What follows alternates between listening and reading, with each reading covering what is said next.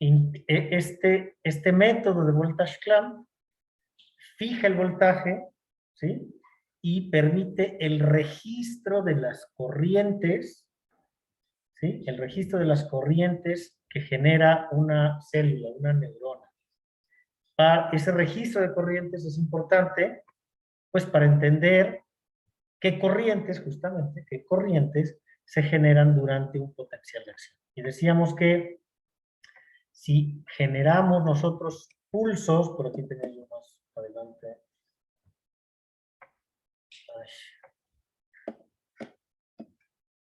Entonces decíamos que ante un pulso de voltaje, ¿sí? un cambio en el potencial de la membrana, ¿sí? Ante más bien este cambio en el potencial de la membrana, lo primero que observaron Hawking y Huxley fueron la generación de una corriente compleja, ¿sí? Una corriente total que llamamos compleja, que aquí se muestra como la curva en A. Entonces, una corriente que primero es entrante, ¿se acuerdan?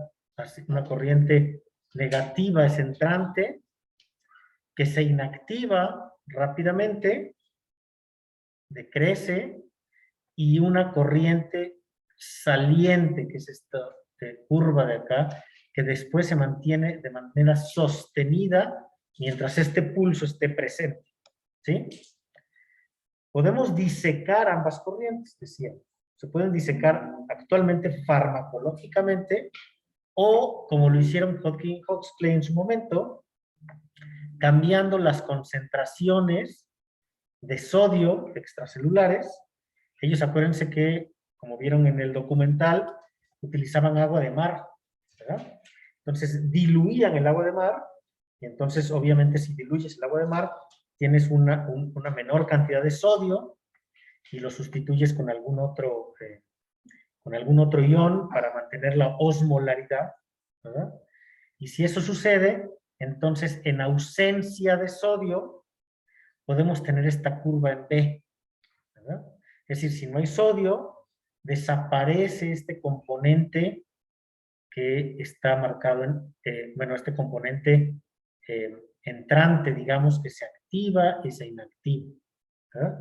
Y solamente nos quedamos con la corriente saliente. Ahora, si a esta curva en A, fíjense, si a esta curva en A le restan la curva en B, lo que obtienen es esta curva en C, ¿verdad? Es decir, solamente el componente que se generaba cuando estaba el sodio presente. Entonces, eso quiere decir que la corriente entrante que se inactiva rápidamente es una corriente de sodio, porque si quitas el sodio se quita esa corriente, y la corriente saliente es una corriente de potasio, ¿verdad? Que son los dos principales iones que se mueven durante un potencial de acción. Quiere decir entonces que estas dos corrientes se pueden disecar, ¿sí? Y entonces se pueden estudiar por separado. ¿Hasta aquí vamos bien todos? ¿Vale? Entonces, si se fijan vean, son corrientes muy pequeñitas. Vean ustedes, esta barra de calibración que está acá implica que es 1 miliamperio, ¿verdad? Y entonces son corrientes pues muy pequeñitas, ante cambios que pueden ser pues de 50 milivoltios, ¿no? Bueno, y estas corrientes, como yo les decía, además se pueden disecar farmacológicamente. ¿Se acuerdan cuáles son los dos toxinas o fármacos que bloqueaban estas corrientes? Hay tetradoxina. Tetrodotoxina. Tetrodotoxina. Tetrodotoxina. ¿La tetrodotoxina qué bloquea? Los canales de sodio. Sí, las corrientes de sodio, Las ¿verdad? corrientes de sodio.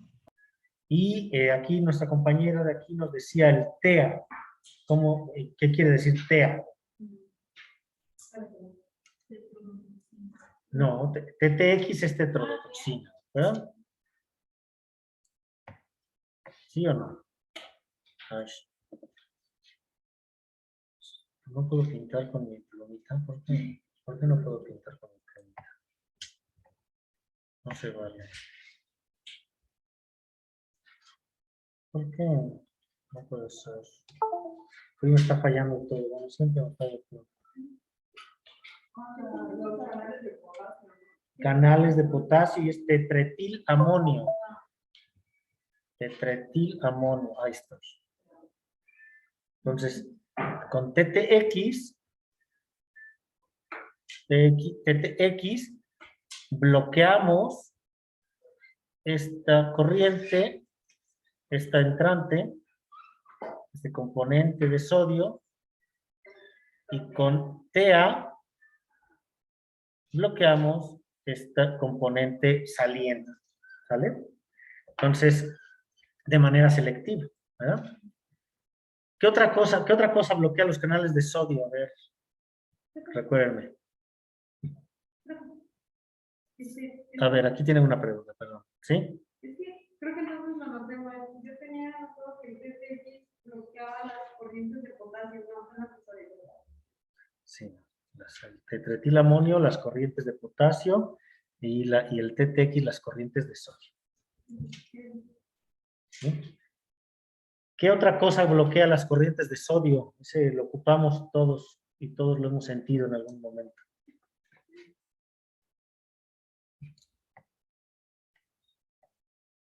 Cuando vamos al dentista, ¿qué nos pone como anestésico local?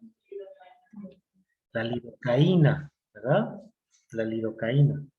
La lidocaína también bloquea los canales de sodio. Entonces, ¿por qué es un anestésico, entre comillas?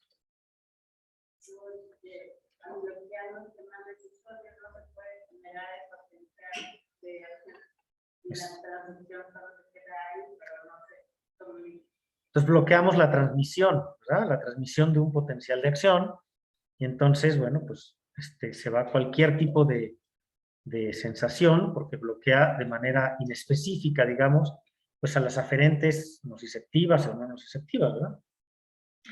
A diferencia de, por eso digo anestésico entre comillas, porque a diferencia de otros anestésicos, pues este en particular bloquea la transmisión de información, la generación de potenciales de acción, ¿verdad? ¿Qué otros anestésicos conocen? A ver, que tengan un mecanismo diferente. Por ejemplo, para, no sé, otro tipo de cirugías que no sean dentales o locales, digamos. Morfina, no, bueno, la morfina como anestésico, no tal, ¿no?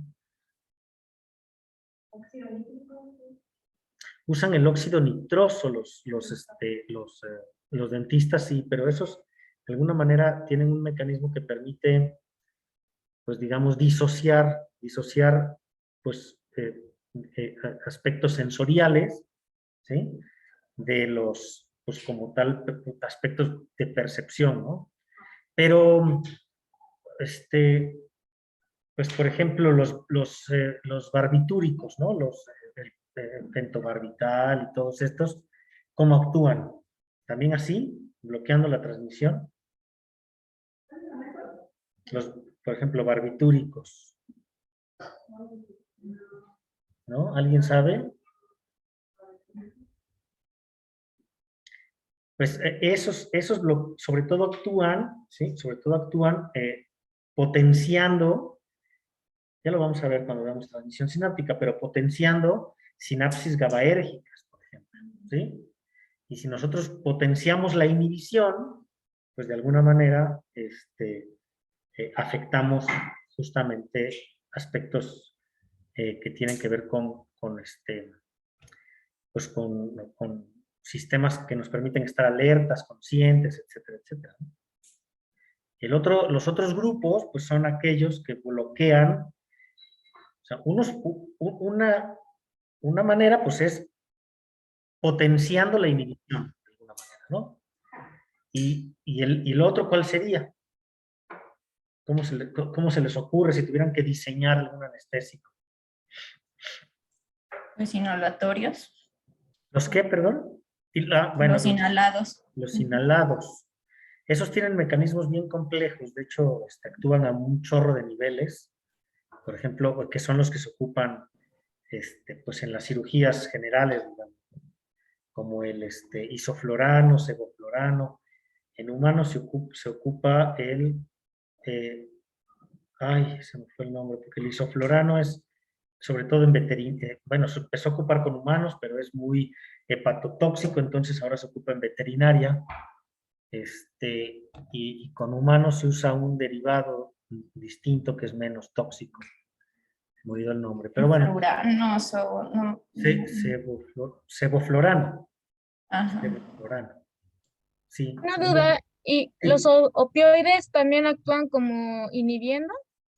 Bueno, entonces los opioides son de alguna manera más bien como analgésicos, tienen como una actividad más bien analgésica, ¿sí? Y esos actúan porque acuérdense que nuestro sistema de endorfinas, digamos, sistema que tenemos, que nosotros tenemos receptores a opiáceos endógenos, ¿no? Y que son pues como anestésicos naturales cuando en situaciones, por ejemplo, de estrés o en situaciones de pues diferentes tipos de situaciones, por ejemplo, se echan a dar estos sistemas descendentes que bloquean la transmisión de información dolorosa, ¿sí? Todos nos ha pasado que pues está la anécdota de David Livingstone, ¿no? Sí, a lo mejor la conocen porque es muy famosa, hasta vienen los billetes de 20 libras, ¿no? No sé, que este señor descubrió la fuente del Nilo, ¿verdad? ¿Sí se acuerdan de esa historia? Entonces armó una expedición y entonces empezaron en no sé dónde y pues ellos querían saber dónde nacía el río Nilo y entonces ya saben, eran estos ingleses que iban con un chorro de, ¿no? De esclavos cargándole sus cosas y se iban quedando ahí acampando y entonces hicieron todo un mapa de esa parte de África. Y entonces, pues en uno de sus travesías lo atacó un león. Entonces él relata en sus memorias que él podía escuchar cómo sus huesos se estaban fracturando, ¿no? O sea, el león lo dañó mucho, le fracturó no sé cuántos huesos, lo dejó súper mal. Y entonces en su libro menciona, de manera muy interesante, que él nunca sintió dolor, ¿no? Entonces dice, yo podía escuchar eso, pero yo no sentía dolor. Y dice, eso debe de ser como, menciona algo así como un regalo divino que Dios le dio a las presas para que cuando sean cazadas por estos depredadores, pues no sientan dolor, ¿no? Se mueran, digamos, en paz, ¿no? De alguna manera. Digo algo dramático, ¿no? O sea, uno lo piensa y dirías, qué cosa, ¿no? Pero todo nos ha pasado, digo. Vamos corriendo, nos pegamos el dedo chiquito con la cama y si, no sé, si ya se nos hizo tarde, ya sentimos dolor hasta después, ¿no? Y no en ese momento. Bueno, pues son estos mecanismos de alguna manera los que los opiáceos activan, ¿no? Entonces, por ejemplo, para cirugías locales, por ejemplo, me acuerdo yo, ya me voy a balconear, pero me operaron de la rodilla, entonces me pusieron un anestésico local en la pierna, entonces detectan dónde está uno de los nervios principales, meten una aguja y te ponen lidocaína, ¿no? Entonces, de alguna manera es un anestésico local. Pero al mismo tiempo te ponen, por ejemplo, que ahorita que está muy de moda y que genera una adicción tremenda, el fentanilo, ¿no? Entonces, pues me pusieron fentanilo, ¿no? Entonces yo, Maravillado. ¿no? Yo me acuerdo que desperté y me dijeron, ya señor, todo salió muy bien, vamos a esperar que nos recuperemos, y yo, de veras, yo veía color de rosa, ¿no? Pónganme más, ¿no? Pero bueno, entonces, pero en realidad no, ese tiene efectos, pues más bien analgésicos, y por supuesto, como actúa a diferentes otros niveles, pues puedes generar sensación incluso de placer, ¿no? Algunas de relación placentera.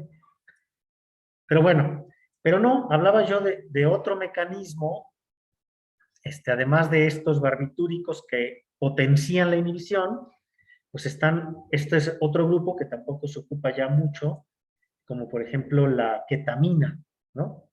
Que bloquea la transmisión glutamatérgica, ¿sí?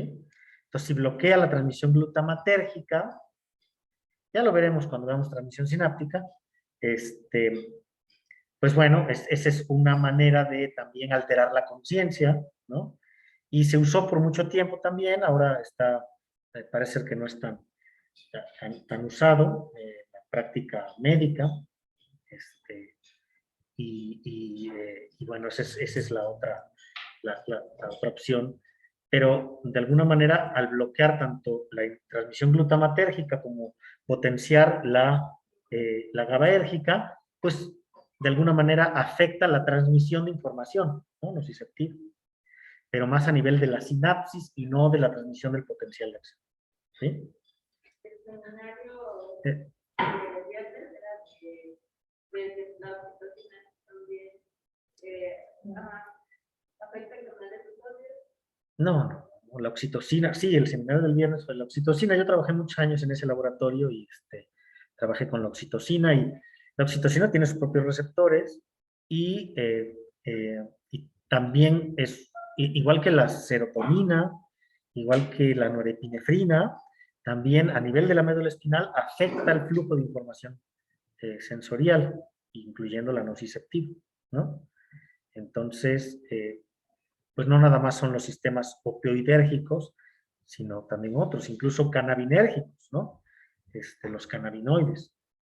En fin, pues existen múltiples fármacos que afectan la transmisión de información a nivel de la médula espinal y por lo tanto pueden tener efectos, pues digamos, pues analgésicos, anestésicos o sobre la conciencia, dependiendo de dónde actúen, ¿no? Pero bueno, esto lo decía yo solamente para que pudiéramos entender un poco el mecanismo de estos anestésicos, entre comillas, anestésicos locales, ¿no? Que afectan, por supuesto, a estas corrientes. Es decir, estas corrientes, esta que está en C, que es la de sodio aislada, es la que ya no se genera con estos anestésicos locales. ¿Hasta ahí vamos bien? ¿Algún comentario? ¿No? Bueno, entonces, espérame tantito. Ay, aquí. Entonces, nosotros, como les había mencionado desde la clase pasada, podemos generar pulsos que cambien el voltaje de la membrana, ¿verdad? Transitorios, el voltaje de la membrana, y para cada pulso, pues vamos a tener que estas corrientes, ¿verdad? Pues van a ser de diferente magnitud. Y yo les dejé pues una tarea, ¿no? Tenemos corrientes de sodio, vamos a poner la corriente de sodio, ¿sí? Corrientes pequeñitas. ¿Cuántas puse? 1, 2, 3, 4, 5. 3, 4 y 5. ¿verdad? Y entonces tenemos que la magnitud de la corriente de sodio pues está en función de este voltaje de la membrana, y por supuesto decíamos las corrientes de potasio pues también están en función de esta de este el potencial de la membrana, ¿verdad?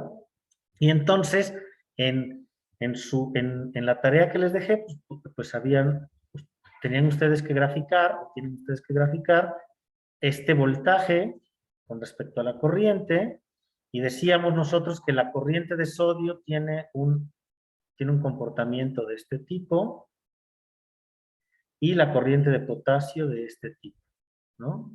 Es decir, la corriente de potasio, claro, y si nos alejamos, pues puede invertir, ¿verdad? Y esta es la corriente de sodio. Y decíamos que estos dos secciones, estos lugares, ¿sí? Donde las corrientes se invierten su polaridad, ¿sí? Esas son justamente el potencial de equilibrio de qué ion en el caso superior. El potencial de equilibrio del sodio, y en este caso inferior, donde se invierte la polaridad de la corriente de potasio, ¿cuál es? El potencial de equilibrio del potasio, ¿verdad? Entonces, potenciales de membrana menores al potencial de equilibrio del potasio van a provocar que la corriente de potasio ¿sí? Que normalmente era saliente o siempre saliente, ahora se vuelve entrante, y al revés, potenciales de membrana superiores, ¿sí?, al potencial de equilibrio del sodio van a provocar que esta corriente de sodio ahora se invierta y tenga una polaridad invertida, ¿verdad?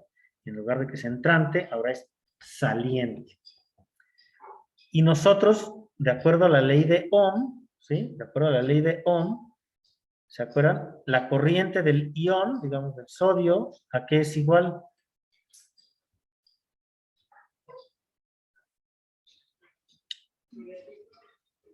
No. Bueno, pero acuérdense que no usábamos resistencias, usábamos A la conductancia. conductancia del ion La conductancia del ion, ajá, por multiplicando, el voltaje de la membrana menos el equilibrio del sodio, el ¿verdad? potencial de equilibrio del sodio. Y entonces el del potasio pues sería algo análogo, ¿verdad?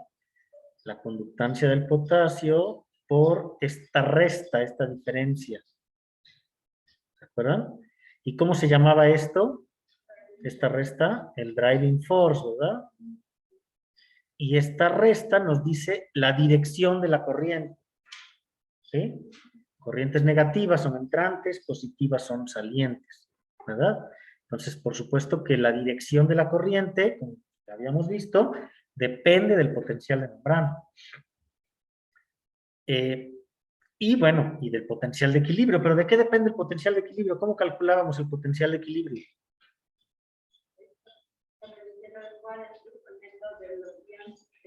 Sí, pero ¿cómo lo calculábamos?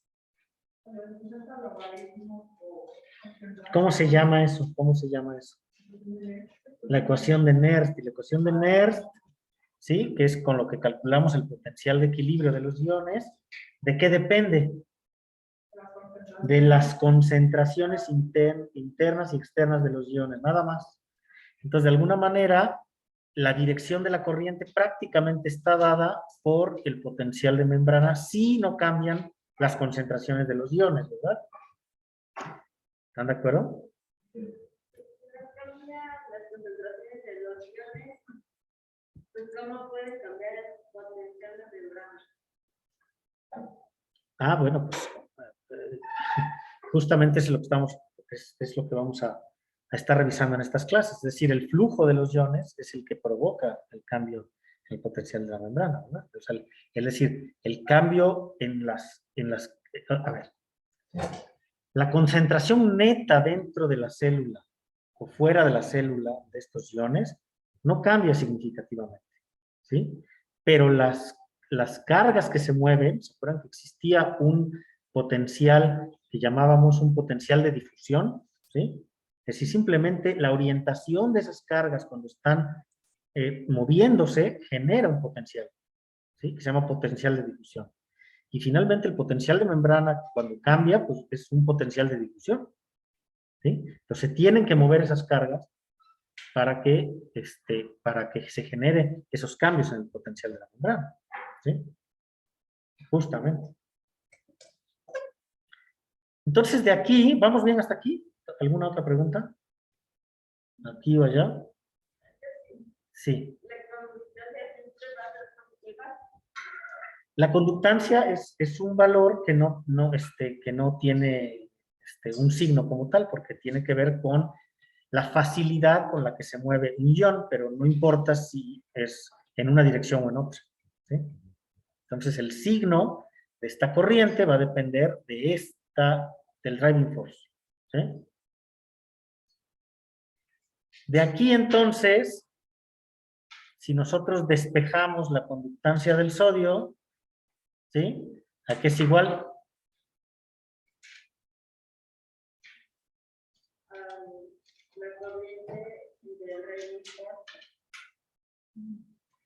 A la corriente del sodio sobre el driving force, ¿cierto? ¿Están todos de acuerdo? Simplemente lo despejamos, ¿verdad? O sea, si este driving force está multiplicando, pues pasa dividiendo. Y de aquí, igual. La conductancia del potasio es igual a la corriente de potasio sobre el driving force del potasio. ¿Están todos de acuerdo? Allá en Zoom. Sí. Ok. Entonces, esto es muy conveniente porque experimentalmente, ¿qué es lo que tenemos? Experimentalmente, ¿qué es lo que podemos medir? La corriente. La corriente, es decir, nosotros aquí tenemos las corrientes de cada uno de estos iones, ¿sí? En el tiempo, el valor y la magnitud de esta corriente en el tiempo para cada uno de estos iones. Y no nada más eso, conocemos cuáles son los potenciales de equilibrio, porque pues, son los valores en los cuales la corriente invierte su polaridad, ¿se acuerdan? Que son estos de acá, ¿verdad? Y por supuesto el potencial de membrana lo conocemos, ¿están de acuerdo? Porque el potencial de membrana, pues ese nosotros lo ajustamos como nosotros queremos, ¿sí? Nosotros lo imponemos experimentalmente. Entonces, imponemos un potencial de membrana, ¿sí? Este potencial de equilibrio lo conocemos y lo que obtenemos es la corriente. Y tenemos las corrientes de los iones, las cuales las podemos medir experimentalmente, ¿verdad? Y entonces nosotros ahora podemos transformar, ¿sí? Estas curvas de corriente, es decir, estas corrientes en conductancias, ¿están de acuerdo? Y entonces ahora podemos nosotros conocer cómo cambian las conductancias de estos iones. Y esto es lo que tenemos acá, ¿sí? O sea, las conductancias son como los puntos de la. No, las conductancias, o sea, aquí, mira, aquí lo tenemos. Estas son las conductancias calculadas a partir de las corrientes que medimos con nuestro método de voltage clamp. Con nuestro método de voltage clamp registramos la corriente. Y esa corriente, ¿sí? Tiene un valor particular cada tiempo, ¿verdad? Bueno, pues que son estas bolitas que están acá, ¿verdad? Las podemos medir. Estoy poniendo los registros originales del artículo de Hotkin. Entonces, para cada cambio de voltaje, para cada voltaje impuesto, ¿sí? Con nuestro método, pues tenemos, para las corrientes de sodio y de potasio, podemos calcular las conductancias de sodio, que son estas primeras curvas de acá, y las conductancias de potasio, que son estas curvas de la derecha, ¿sí? Y, claro, podemos tener valores a determinados tiempos, y lo que vemos es, pues, lo que ya habíamos visto con las corrientes, es decir, la conductancia del sodio crece, es decir, se vuelve, o sea, a medida que depolarizamos a la neurona, el sodio empieza a fluir y entonces aumenta su conductancia, es decir, ¿no? Está entrando hasta un punto en donde la conductancia decrece. Entonces tiene estas dos fases. Una fase donde la conductancia crece y la conductancia decrece. Y otra vez, el valor de las conductancias, pues depende del valor del potencial de membrana, ¿verdad? De acuerdo a la ley de Ohm. Esto es simplemente aplicando la ley de Ohm. Y la de potasio, pues otra vez, la conductancia crece y se mantiene hasta mantenerse en un estado estable. ¿Están de acuerdo? Y de esa manera, entonces, nosotros podemos tener cómo se comportan las conductancias para cada voltaje de membrana. ¿Sí? ¿Vamos bien hasta ahí? Entonces, punto clave, permítanme. Punto clave.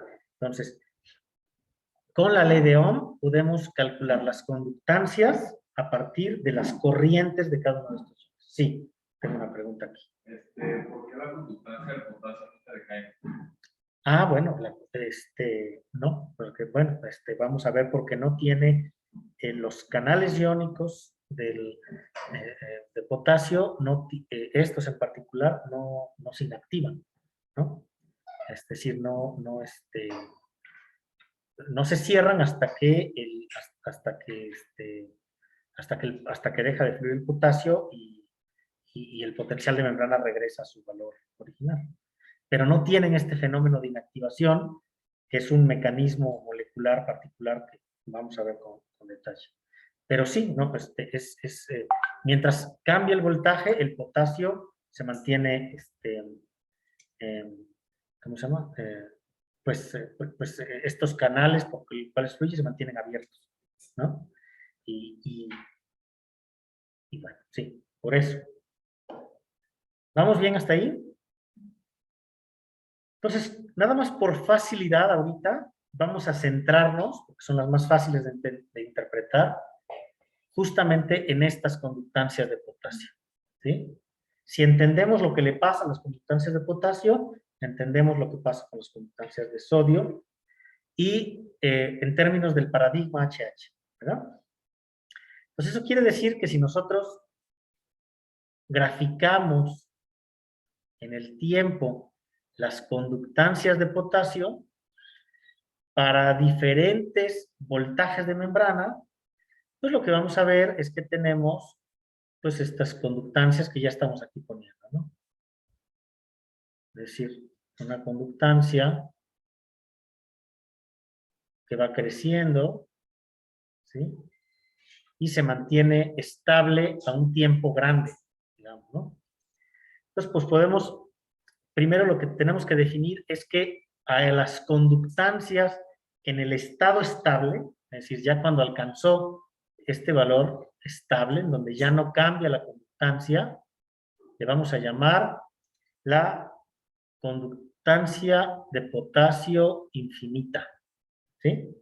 Entonces tenemos la conductancia de potasio infinita 1, la conductancia de potasio infinita 2, y así hasta tener una conductancia, ¿sí? Que se le llama conductancia de potasio infinita máxima, y se le pone una línea arriba. Es decir, en este punto ya no va a haber una curva más grande que esta. Va a llegar, esta es la conductancia máxima de potasio que puede haber en una célula, ¿sí? Y se le llama la conductancia máxima en estado estacionario. Este infinito significa que es en estado estacionario. ¿Eh? Sí. Los cambios en el potencial de membrana en esta gráfica serían crecientes, o sea, de menor potencial de membrana a mayor potencial de membrana. Sí, claro. Sí, o sea, un potencial de membrana pequeño genera una corriente de potasio pequeña y un potencial de membrana mayor genera una conductancia de potasio mayor. Sí, sí, exactamente. ¿Dónde? Estado estacionario. Perdón. Así me pasa cuando llevo mi receta médica. Pero siempre la entienden, es increíble, ¿no? Oiga, ¿qué dice aquí? Y lo entienden. Pero bueno. Entonces, estas conductancias que se llaman en estado estacionario, ¿sí? Estas conductancias en estado estacionario, pues son los valores, de las conductancias cuando ya no cambian. Y están dados ¿en qué unidades? Ahí lo dice. En Siemens, porque las conductancias se miden en Siemens, ¿verdad? ¿Sí? Aquí está. Milisiemens, en este caso. ¿No? Son valores crudos, digamos, de conductancia. Y nosotros podemos entonces, para cada, si hay una conductancia máxima, es decir, ya una que es la total, podemos escalar cada una de estas conductancias a esta conductancia máxima. Es decir, podríamos ahora expresar ahora estas conductancias normalizadas, que vayan hasta de 0 a 1, ¿verdad? Y entonces, pues, estas conductancias, ¿verdad? pues van a estar escaladas a la conductancia máxima de potasio, ¿sí? ¿Y eso cómo se hace? Pues simplemente dividiendo esas conductancias individuales, cada una de estas curvas, entre pues, la conductancia que le llamamos máxima, que yo le puse aquí una rayita superior, ¿verdad? Este cociente, si nosotros dividimos cada una de estas conductancias, los valores de conductancia, ¿sí? Entre la máxima conductancia, que es esta de acá, ¿se acuerdan? Esta de acá, pues obtenemos las conductancias que denominamos normalizadas, ¿sí? Conductancias normalizadas. Y esas pues están entre 0 y 1. Y estas conductancias normalizadas es lo que Hodgkin y Cox-Clay definieron, ¿sí? Como un parámetro que le denominaron N, ¿sí? Un parámetro que denominaron N. Este parámetro N representa, si se fijan, representan a las conductancias normalizadas.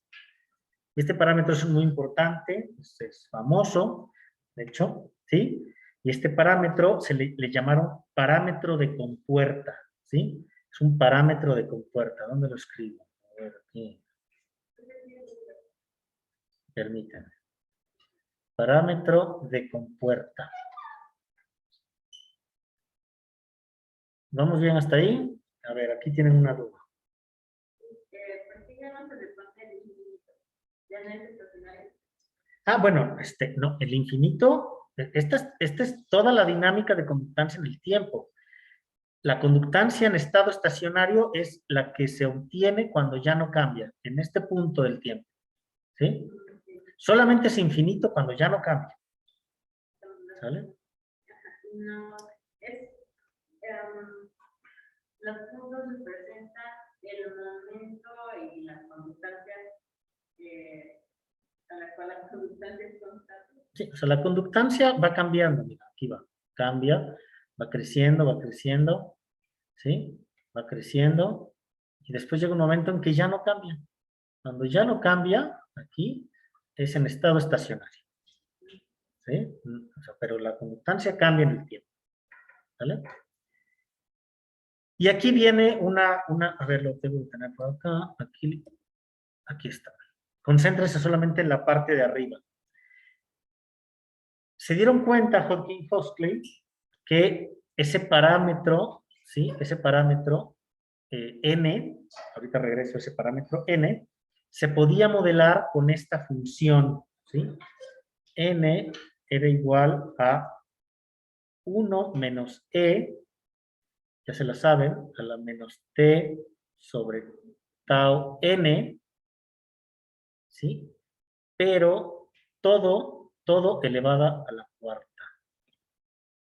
Si no se eleva a la cuarta, fíjense aquí como si lo graficamos, pues se parece mucho a la carga de un capacitor, ¿verdad? Que es lo que nosotros ya habíamos visto en clases anteriores. Pero estas conductancias tienen esta muesca de acá, como una sigmoide, crece con esta muesca de acá, ¿verdad? Y entonces para que esa muesca aparezca, pues hay que elevar a la cuarta estos valores, ¿verdad? El valor que se obtenga.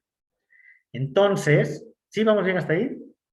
Es decir, si no se eleva a la cuarta, entonces no aparece esta muesca, ¿sí? Y entonces, en realidad, este parámetro de compuerta se define así. Es decir, las conductancias normalizadas son igual a este parámetro de compuerta elevada a la cuarta. Si no lo elevamos a la cuarta, entonces no aparece esta muesca, ¿sí?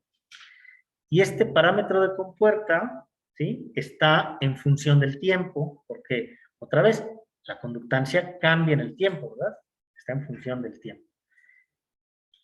Y esto es una de las primeras cosas que es importante que tengamos en mente, ¿sí? este parámetro de compuerta, en su momento, porque ni se conocía, digamos, pues la estructura de los canales, ni las compuertas, etcétera, van ustedes a ver de manera muy interesante,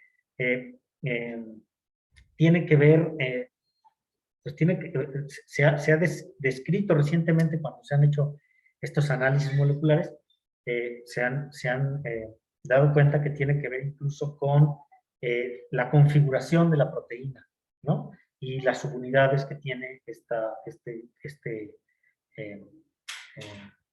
canal de potasio. Es decir, al principio fue una cuestión empírica, es decir, hay que elevarlo a la cuarta para que se ajusten los datos, pero parece ser que ha tenido, vamos a regresar a ello después, ha tenido ahí implicaciones que tienen que ver con la estructura de las proteínas y sus subunidades. Pero bueno, es decir, con cambios conformacionales que ocurren en estas proteínas. ¿Sí? Ahora bien,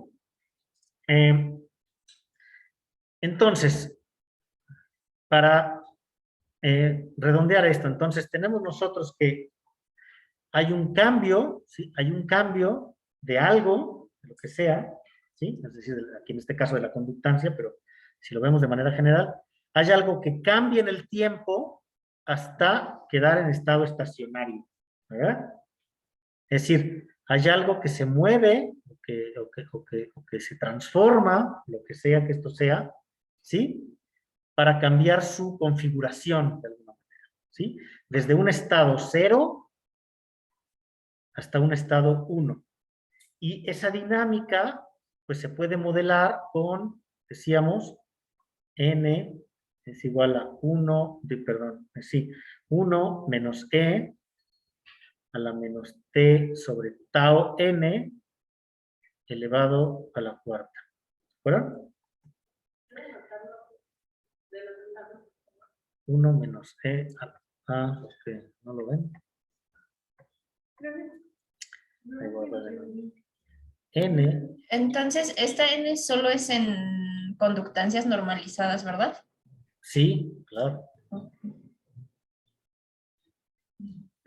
Sí. Entonces hay varias conductancias normalizadas hasta que después alcanza una conductancia infinita. Sí. Sí. Sí. Entonces, N, digamos, en términos ya muy generales, es la conductancia, las conductancias normalizadas del potasio, ¿sí? Y estas conductancias normalizadas del potasio están en función del tiempo, ¿no? Vamos a regresar a ello, ¿sí? ¿Estamos bien por allá? Entonces, Sí. quiere decir, y yo voy a terminar, pero quiere decir que tenemos un estado 1, digamos, o bueno, vamos a ponerle, sí, estado 1, porque si no, bueno, que es este de acá, cuando esta compuerta, de comillas, está cerrada, ¿sí? Y ese estado 1, pues va a cambiar hacia un estado 2, digamos, ¿no? Abierto. Un momento en el cual no hay conductancia y a un momento en donde la conductancia es máxima. Y este cambio que ocurre en el tiempo, que además puede tener dos direcciones, ¿sí? Pues puede cambiar con, si tomamos la nomenclatura de la química clásica, digamos, ¿no? O de la fisicoquímica en realidad, ¿sí? Pues es el cambio entre el estado 1 y el estado 2, ¿sí? Pues va a tener una, digamos, velocidad de transformación, por así decirlo, ¿sí? Un parámetro que vamos a denominar alfa para el cambio del estado 1 al 2, o beta cuando cambia del estado 2 al estado 1. Porque lo que pasa es que cuando nosotros regresamos el potencial, me voy a ir unas diapositivas adelante, ¿sí? Pues cuando el potencial de membrana regresa, ¿verdad? Aquí, pinto porque si no se pierde el cursor, ¿no? Entonces, cuando esto regresa, pues esta conductancia también decae, ¿no? También decae. Entonces, pues estos dos estados, ¿sí? Estos dos estados de estar acá a estar acá, pues se va transformando con una cierta tasa, ¿sí? Que vamos a denominar alfa y beta, que cuando lo vemos en términos de la química, serían análogos a ¿qué? Ustedes tienen una sustancia A, vamos al estado 1, que cambia al estado 2, ¿sí? ¿Qué sería esta alfa? Si fuera una, ¿cómo se llaman estas ecuaciones químicas? ¿Cómo se llaman? Ay, se me olvidó el nombre, ¿perdón? No, bueno, no intercambio de energía, una reacción química, ¿no? No, tenemos una reacción química, perdón, tenemos una reacción química. Vamos a suponer que tienen una sustancia que se transforma en otra sustancia, ¿no? Cuando aplican calor, cuando le ponen, no sé, algo, ¿sí? ¿Qué sería esta alfa en las reacciones químicas? La velocidad de reacción. La velocidad de reacción, exactamente. Estas alfas y estas betas, pues son lo que denominamos velocidades de reacción, ¿no?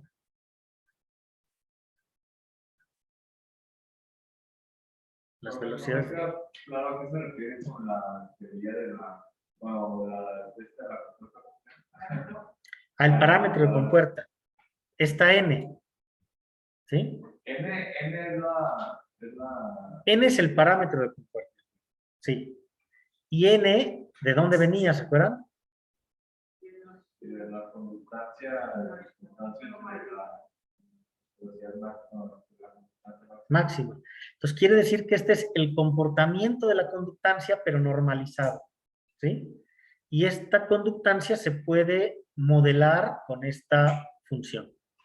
De la conductancia coincide con la corriente más alta que se aplique. Sí, claro. No, la corriente no se aplica. Con la corriente más máxima obtenida. Sí, coincide en el tiempo, claro. Y si hubiera obtenido una más grande, también esa sería una... Pero llega un momento en que es máxima, o sea, por más diferencia de potencial que haya, ya no va a crecer más. Hay una máxima. ¿Por qué creen que hay una máxima? ¿Por qué no puede crecer hasta el infinito estas conductancias estacionarias? ¿Por qué no puede haber una más máxima que la máxima? ¿Por qué? por las concentraciones. No, yo creo que no. Porque ya estarían abiertos todos los canales, entonces ya no hay manera que fluya más, ¿no? Si todos están abiertos, si todos los canales están abiertos, pues entonces ya no va a fluir mucho más, porque ya todos están abiertos. Si tenemos unas conductancias más pequeñitas, pues es porque no se abrieron todos, se abrieron poquitos, ¿verdad? Y entonces, conforme se abren más y más y más, va a fluir más potasio hasta que llegamos a tener la conductancia máxima. Y la conductancia máxima de potasio ocurre en el estado estacionario, en este punto de acá, y es sobre la cual se escalan todas las demás conductancias para obtener este parámetro de compuerta N. Es decir, N a la cuarta es el parámetro de compuerta, es decir, es la conductancia máxima, las conductancias máximas normalizadas. ¿Sí? El tiempo al cual las conductancias alcanzan su punto estacionario es el mismo para todas.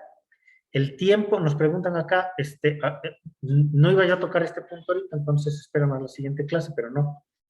Entonces dice su compañera, el tiempo en el cual alcanzan su conductancia máxima para cualquier conductancia, valor de conductancia siempre es el mismo, es decir, siempre van a alcanzar la conductancia máxima al mismo tiempo, independientemente del cambio en el potencial de membrana.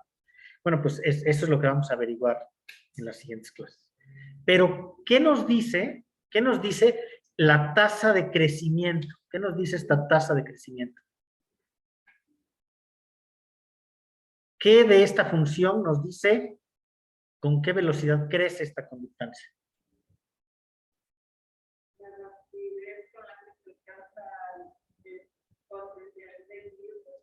No, a ver, ya lo vimos en las clases ya vimos que cuando cargamos y descargamos un capacitor, pues dependiendo del capacitor se puede cargar más rápido o cargar más lento. ¿Qué nos dice de la función esa velocidad de carga? La tau. Esta tau n, ¿sí? Esta tau n es el tiempo, esa tau n es el tiempo en el cual se alcanza el 63% de n infinito, ¿sí? De n en estado estacionario.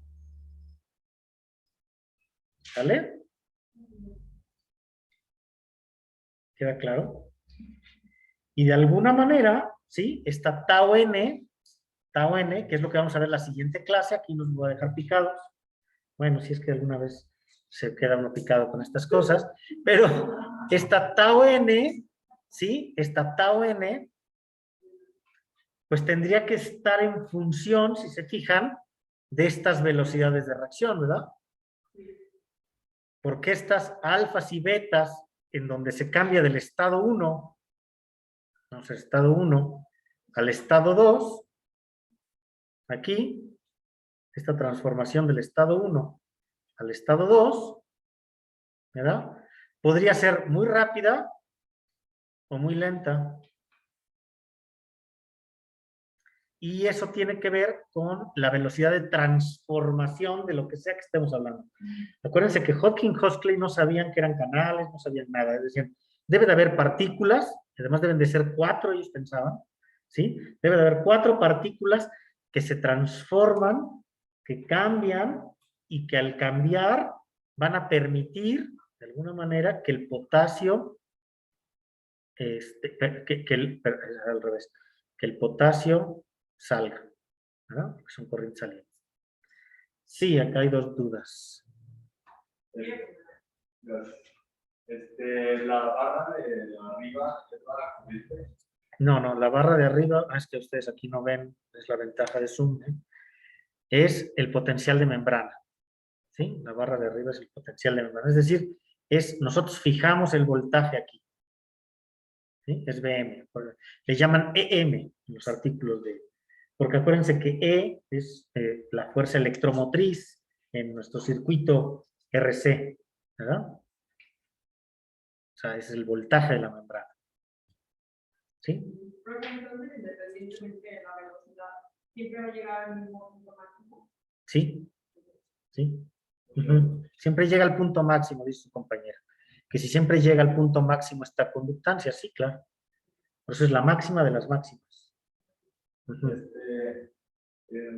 Entonces, tau n es el tiempo en llegar al 63% de la conductancia máxima. Sí.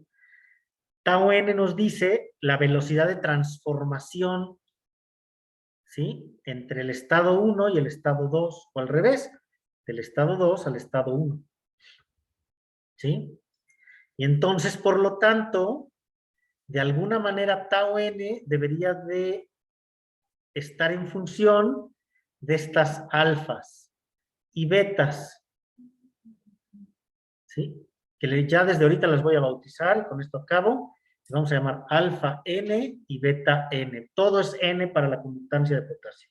Todo es n, ¿sí? Entonces, la siguiente clase vamos a ver cómo se relaciona la tau n de esta función, ¿sí? La tau n de esta función en términos de estas alfas y betas que son velocidades de reacción.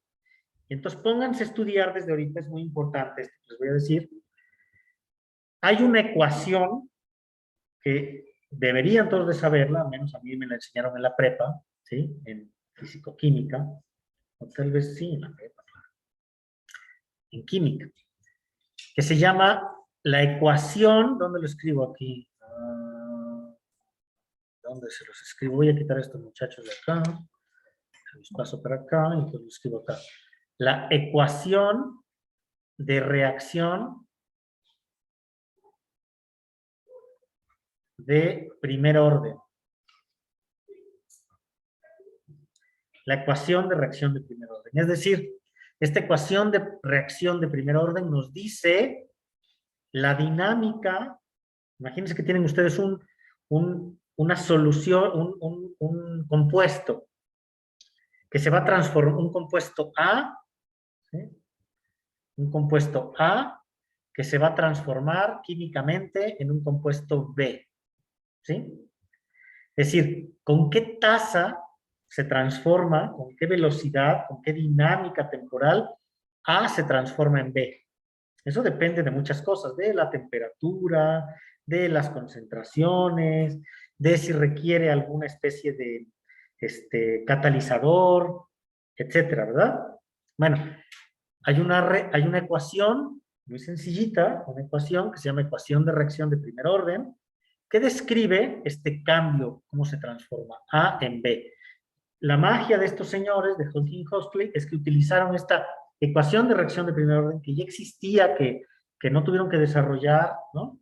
Es decir, la adaptaron, esta ecuación de primer orden, de reacción de primer orden, para entender los cambios en las conductancias a través del tiempo, ¿sale?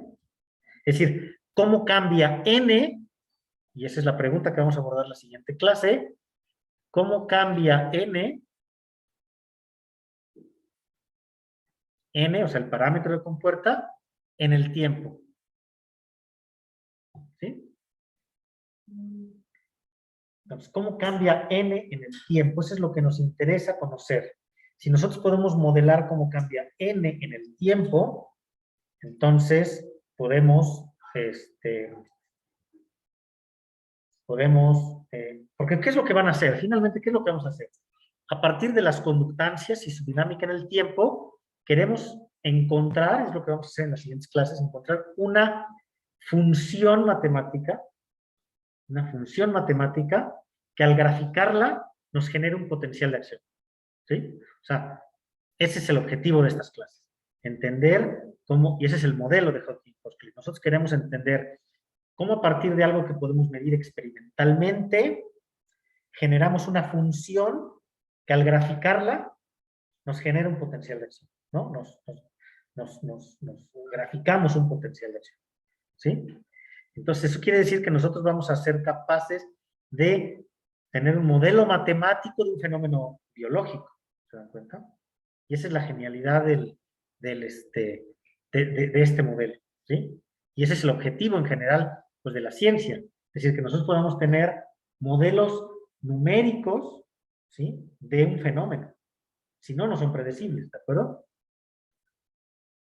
Bueno, ¿dudas, comentarios? Yo, como, se me confunden un poco los conceptos de conductancia y corriente. ¿Podría decir son los proporcionales? Los conceptos de... no, bueno. Sí son proporcionales, claro, sí son proporcionales. Voy a parar de grabar.